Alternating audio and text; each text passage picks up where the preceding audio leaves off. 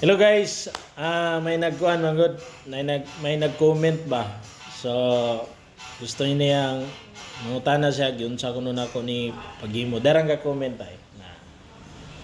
Iyang pangutana gyud sa kuno nako ni paghimo. Kani ay. So nakaibaw man ko. Ako na lang pong itudlo.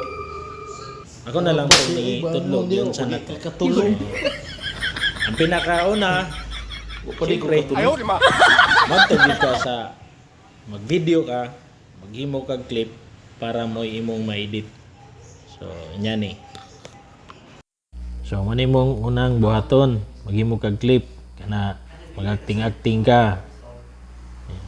Imo yung ipuhos di ang imuhang pagka-artista. Kana hantod makahimo kag clip,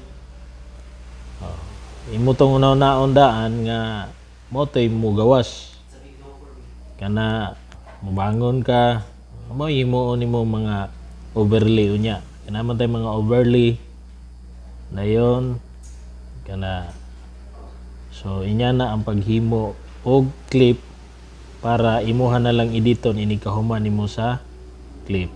Okay, unya ang sunod imo nang i-open ang CapCut. Click din kada sa new video o new project. Click sulod nimo sa gallery, i-click nimo na imo clip. Kaya human nimo import, so diha na ta sa editing. Ikat nang walay gamit na kana. Then eriso na siya. O naron mawala na siya kay wala na siya gamit. So diyan dapita, muna na imo pangitaon katong ni action jag maayo nga gipakita niya iyang pag-artista. O kana hantod mabot sa scene nga ning kuan siya ning hunong na siya diha na sa kamukat diha ini hunong mukat madto kasi imong gallery pangitaon to nimo imong gi-screenshot nga naghigda siya kay ngano man kinalan mo na siya og gi-screenshot kay aron dili halata ang tiyan nga magsige ginhawa kay gihigda gud so mo na siya ang imuhang pag-insert so na-insert na siya timingon nimo diha nga clip nga kanang ning action na siya og bangon dayon imong i-cut human nimo cut pangitaon nimo delete delete nimo siya dayon bangon dayon diha nighuman niya og sagpa o sagpaon man na niya kana nga clip iguman na niya nga clip man siya makaistorya iya din ang taon diha nga makahunong na siya muhang i-cut. Okay, kanto mong clip nga ning bangon yan isagpa. Ato to siyang i-cut, niya to siyang hiagbong kay himuon to nato siyang overlay kana. Niya to siyang ipatungo dito sa picture nga atong gi-insert kanina.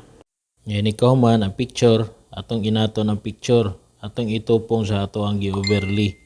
Kay aron makuha giniya ang iyahang gitason sa video. Atong gi-overlay. Humana na atong pangitaon ning kuan remove background kanay mo purmag tao kanay mo remove background remove BG ini-click nimo diretso ka sa auto remove ka auto remove hulaton na lang nimo nga mogawas ng check kana dayon pangitaon na to ang kanang splice ato bitaw splice kay ato na siyang himuong hanap para mahimo siyang kalag kana splice kana muna siya splice dayon ini kahuman pangitaon na to ng soft so soft nahimo na gid siya kalag so nanay ning bangon nga kalag diha okay Saba di ay bangon diha bagay kakatulog then pagkahuman unya kanang way labot diha imo na siyang i-cut kay imo nang i-delete kay aron dili na makasamok sa imuhang content. Aron ini kahuman adto na dayon ka sa export. So imo na dayon na siyang i-export. Aron na kay pang-upload nga video. That's all. So inya na lang ka simple guys ang ato ang pag-edit sa video. Bago pa man ko nagakaton, so bisan bago pa ko, dili na ko na ikahangol kung kahibalo basta kutob sa akong nahibalan, akong itudlo ninyo kung kinsa tong magpatudlo. Okay? Thank you. I love you guys. Bye-bye.